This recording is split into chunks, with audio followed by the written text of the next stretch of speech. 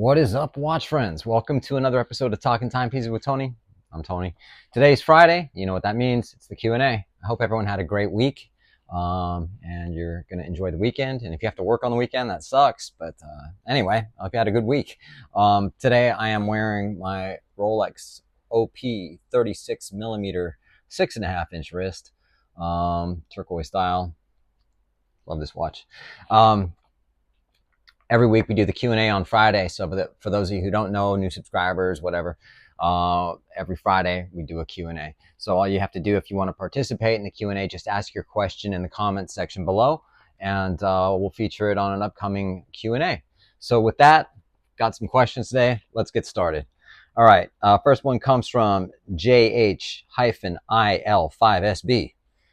Your mom named you that? Just kidding.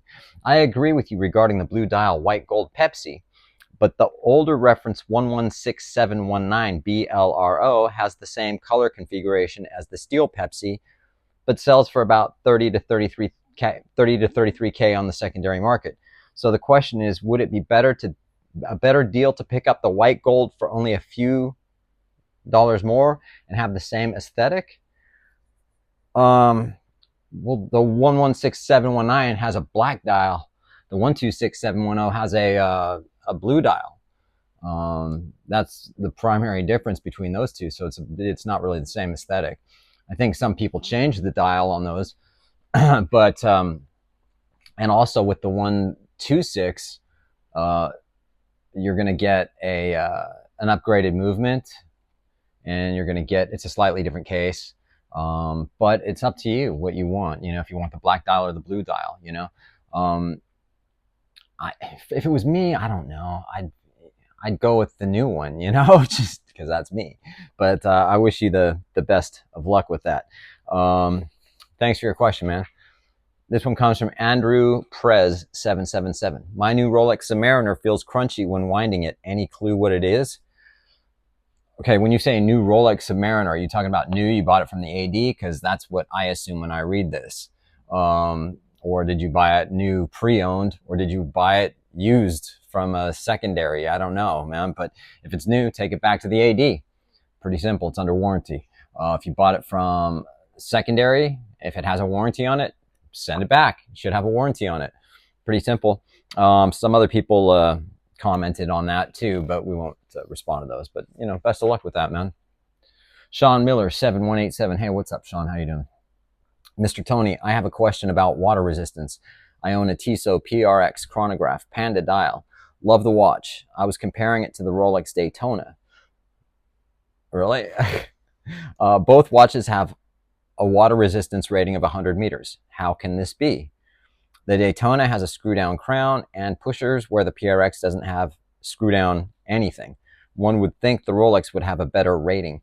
Not necessarily, man. So when you're looking at watches with 100, even 200 meters, don't always even have a screw-down crown. It's all about the way that with the spacers, or the, oh my God, the gaskets, sorry, that are really what controls that. So you can have that. Rolex, the added protection of the screw down crowns, great, you know what I mean? Pushers as well are screw down.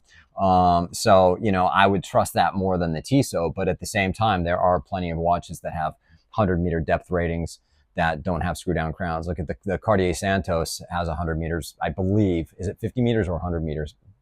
Shoot. But there's plenty of watches. I mean, if you look at the Luminox, some of those have 200 meters water resistance, and they're not screw down crowns. However, I don't trust those because I've had some issues with those, and I know other people who do too, that have also gone diving in those watches and they don't hold up. So yeah, thanks for your question, man. Stuntman Johnny, hello, love the Q&A and the rant a while back. Thanks, man, I appreciate it. I just put my name down on the wait list at my local Rolex AD, hoping to get a two-tone Wimbledon. While I am waiting, I started looking at A. Lange & Söhne. Do you have any experience with that brand? What model do you like, or which one should I focus on? Yeah, I have. I've tried on a few of them. I mean, I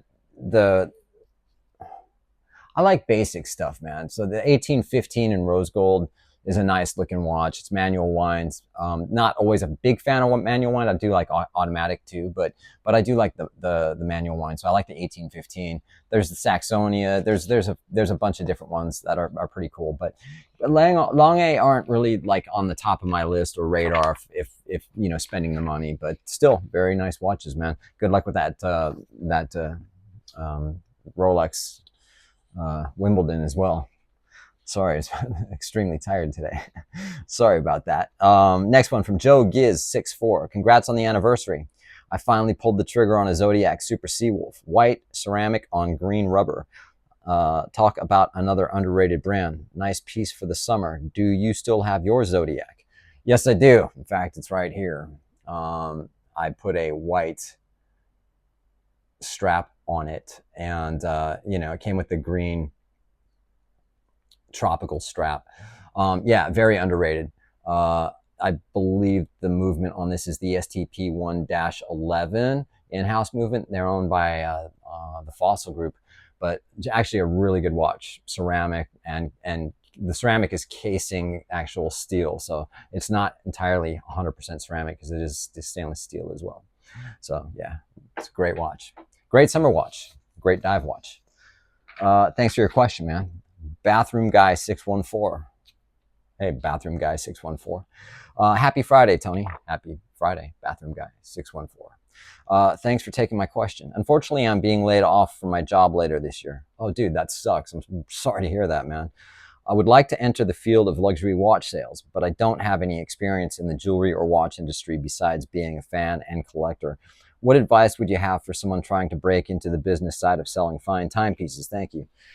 I don't know, man. I would go into any ADs and boutiques that sell fine watches, and you know, you got to start somewhere. Not everyone that works at those ADs, you know, or boutiques or jewelry stores, start off with experience, so that you might be able to, you know, get a job, you know, as hospitality. You know, you can get you a drink of water. Do you need some champagne? Whatever, you might get a job like that. But you know, if you can impress them enough by your knowledge of watches, and your sparkling personality, then that might help you a lot, man. So I am sorry you're getting laid off, and I wish you the best of luck with that, dude. Sorry. Next question, Con Keppel. Hey, Tony, looking for a milestone watch that's a bit different, not Rolex. 40th birthday soon. Happy 40th. I was 40 one time too. Thinking Chronomaster Sport gold on bracelet, Speedy gold black dial on rubber, Vacheron Overseas time only steel. Have you been hands on with these, and which would you pick? Well, yeah, I have. Chronomaster Sport gold on bracelet is, I mean, you can't go wrong with Zenith. I mean, you just can't. You know, the El Primero movement. It's a phenomenal watch. You know, you're looking at the Speedy rose gold manual winds. Okay, and then you're looking at the Vacheron Constantin Overseas, time only, has a date though.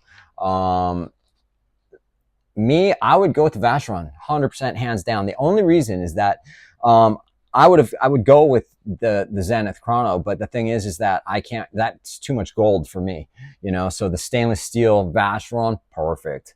Gold, all gold watches, man. They don't fly on my wrist, man. I just can't handle that. I can handle a gold watch with a strap, but not a gold bracelet, you know. So best of luck, man. But I would definitely take the Vacheron Constantin on that. Or if you want to save some money, get the Chronomaster Sport stainless steel. Thanks for your question.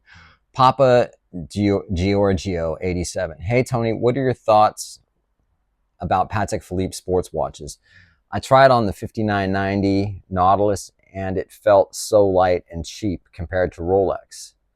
Are these robust and durable watches? Why would one pay 10 times more for a Patek if a Rolex is better? I like Patek Philippe sport watches, man. I don't know which 5990 you tried on, but I mean, I do know the watch, but you know, those are yeah, they're robust. They're great watches, man.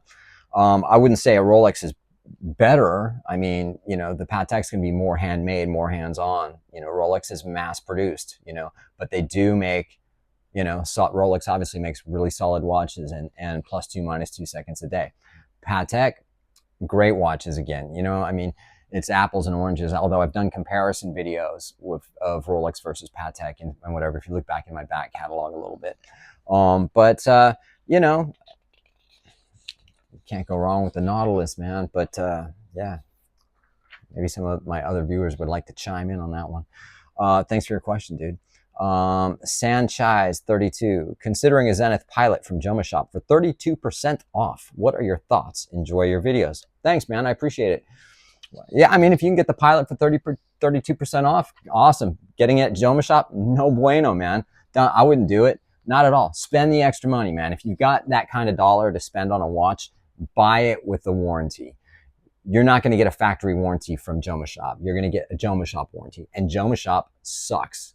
Their customer service sucks ass.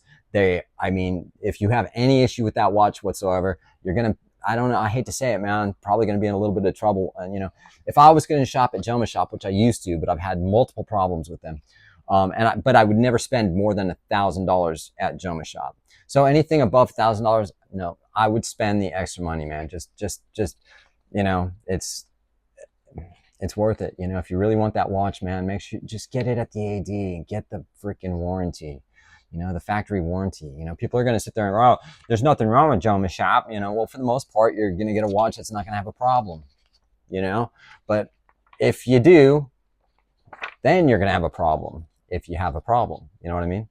But I wish you the best of luck, dude.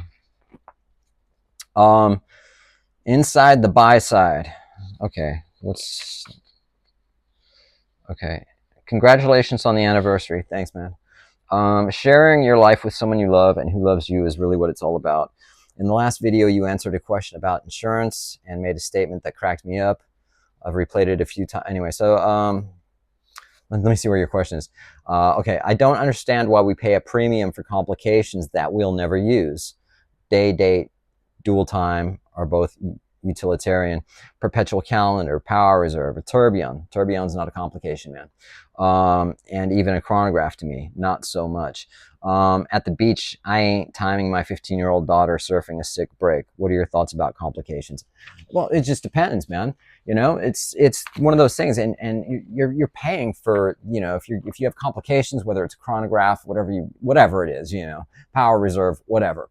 You know, that takes time. It's more parts, more labor, more work, you know.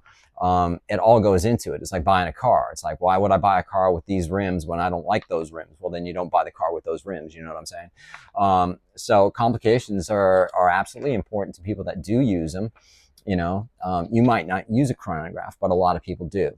So, you know, again, it really comes down to, you know, the time, the effort, the research and development that these companies do and then they make these watches, and you know, and that's it. You know, it's a premium you don't want to pay, but it's a premium that a lot of other people would want to pay. So just stay away from them if you don't like them. You know what I mean?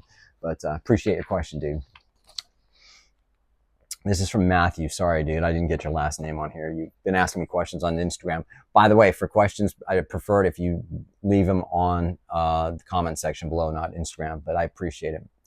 I've learned to self-regulate by keeping it at 2%. I might not, okay, you're talking, okay. Sorry, that's a previous question. Hey, Tony, do you have any insights? This is why it's important to leave them on YouTube, not Instagram, because sometimes people, you know, just the long questions. Hey, Tony, do you have any insight as to why LVMH does not spend more money on marketing, more money on Zenith? They just spent 4 times what Rolex used to spend to sponsor F1 racing for a tag. And I see advertisements for Hublot all over the place. I never see anything from Zenith, which is a shame since it seems to be an absolute star, pun intended, of the LVMH group, and such a darling of the watch enthusiast community for reasons we all understand. Yeah, man. Okay, so, you know, the thing is, and then just to be clear, you know, I did send this question to Jessica at Zenith because I have a good relationship with her, and she did answer it. But, you know, my answer would have been, well, you know, it's all, you know, geared towards the size of the company. Rolex had billions of freaking dollars to spend. You know, Hublot and whatever else, they spend their money on marketing, and that's it. It's just all marketing. But I did get a response from Jessica at Zenith, and she says, "Hey Tony, marketing investments are proportional to the size of the business. Zenith focuses on elevated experiences versus mass visibility." So, they're just choosing, they do a bit of advertising, but they don't over advertise, based on the size of the business. You look at Rolex that makes 1.5 million watches a year, and you look at Zenith that makes, I don't know, 15 to 20,000 watches a year. It's a huge difference, man. So, yeah, if that answers your question, I hope it did. Thanks for your question.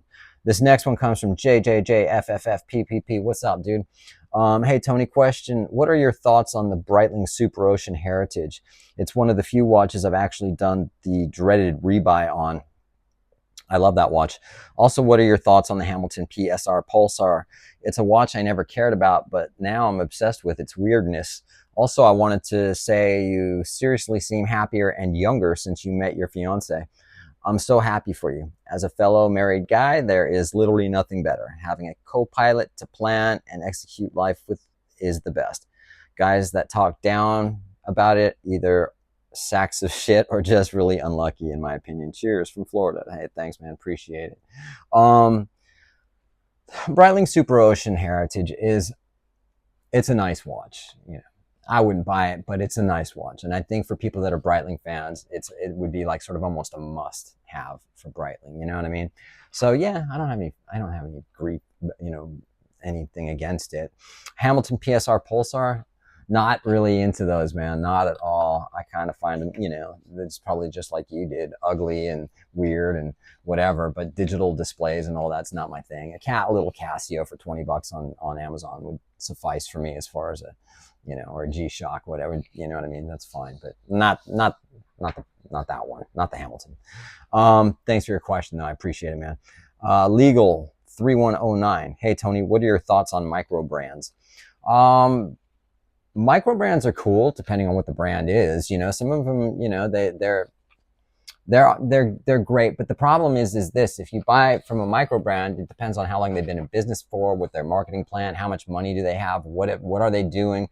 Because you buy a watch, and then the watch industry isn't that strong right now, and some of these companies are just going under, So what happens if you buy it and you have a problem with it, and that company just went under, or whatever it is? I don't know. I think some of them look real nice. Like Furlong Mari, is that what they're called? I mean, some of their watches are really nice looking, man. But like Baltic, they're a micro brand, right? They're okay too, they're inexpensive, but yeah, nothing against them. I'm just not like, I'm a micro brand enthusiast, like a lot of people are, just not my thing so much, Appreciate your question, man. Hi, Tony, and thanks as always for having such a great channel. Appreciate it, man. What are your thoughts on the Rolex Oyster Flex bracelets? I like them, but it just seems odd to wear a precious metal watch on a rubber strap. Do you see them as maintaining desirability or more of a fad? Well, I don't mind them, you know what I mean? But they're not rubber, you know what I mean? They have they got a weird name for it. But they also have is it a titanium strip in that Oyster Flex that's flexible? That maintains, just durability. Also, the outside, the rubber part, what they call it, elast something or other. I can't remember what it is, but that's meant to withstand, ocean water, UV rays, all of that. They're much more durable. Will last much longer than just your average rubber bracelet. That's why, if you can get an FKM rubber, vulcanized rubber, you'd be fine. But just with the Rolex Oyster Flex, they're meant to last a whole lot longer, man. Especially with that, it's a titanium strip, or it's like a little blade that goes through it. You know what I mean? So a little more to it than that. But yeah, I think they're cool. I wouldn't buy a Rolex with an Oyster Flex just because I prefer the bracelets, But I hope that answers your question, man. Oh, yeah, here was Matthew, and again, this is the second question or the first question. Hey, Tony, here's my first question. For those of us who are interested in the FIRE movement or just being on financial footing, do you have any suggestions, or have you heard from any people in the financial world what a healthy percentage of your overall net worth to keep in your watch collection? I've learned to self-regulate by keeping it at 2%.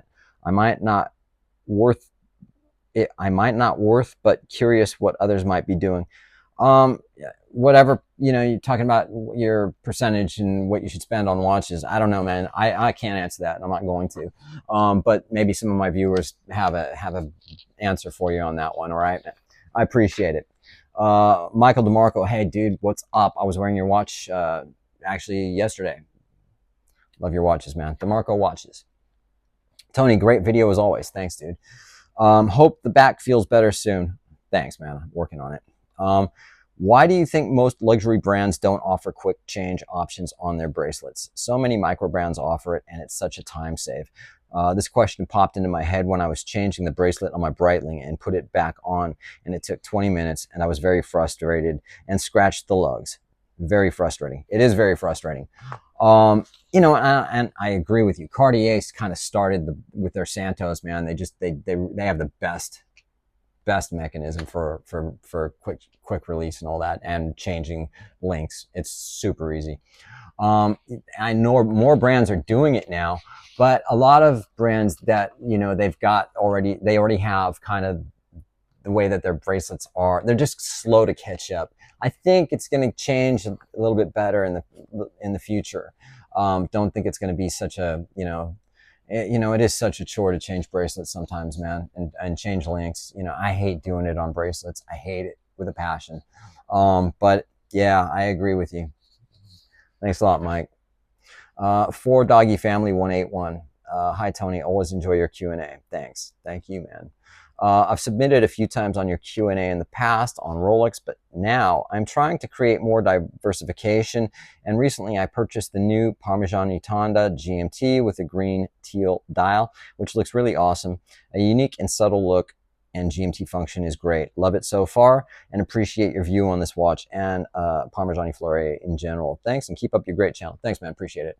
I just answered this question, I don't know, a few weeks ago, but it bears repeating, because I actually, in the last Q&A, I wouldn't say I dissed it. I just said I didn't like it, but I went more in depth with it. I used to have a Parmigiani Fleury. I'll throw up a picture if I can remember. The Tonda actually, okay, so the GMT function, that I wouldn't get it for that. It's like more of a really classy dress watch, and I've kind of learned to like the aesthetic of the watch, just clean and just what it is. You know what I mean? They make great watches. I mean, they are expensive, but they make great watches. So yeah, I like it. Thanks, man. 305_watch guy. Hey Tony, what's your take on FP Journe? Favorite piece? Ever visited a Maison and tried to get one? Fucking love.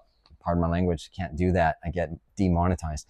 FP Journe, great. I mean, I don't personally, the guy's a little strange, but who isn't? You build watches for a living. The CB Classique is really clean. They have just really clean aesthetics. You know what I mean? Their dials are amazing. Their watches are amazing.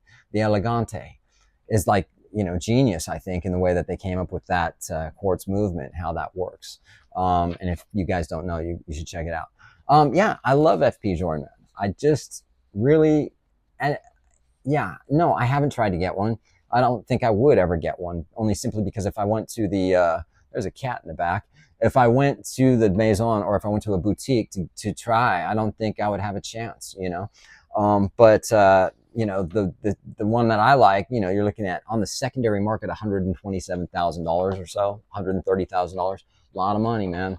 Don't have that kind of cash to be floating around for watches right now these days. So, but great brand, love them.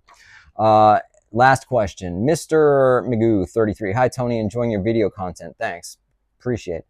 Been a watch enthusiast for over 20 years and been a creature of habit with sport tool watches. I don't get dressed up too often and want to finally add a dress watch. Any recommendations for shorts and a polo to the dressed occasions dressy watch? Thanks again. Yeah, man, you can wear anything you want nowadays. You know what I mean? That's the whole thing where it's like it's a dress watch, and that's where you have to wear it with slacks, a suit, and a tie. You have to do it that way. No, you don't. You can get a Cartier Santos, you can get a Vacheron Constantin Patrimony, a Patek Philippe Calatrava, whatever you want, man. Just whatever looks good. If it's really super dressy, like my Vacheron was really super dressy, but I still wore it with jeans and a t-shirt, man. So, all the best with that, man. Just pick something out, try it on, and if you like it, that's all that matters. You know what I mean? So on that note, you guys, I appreciate it. You have a great day.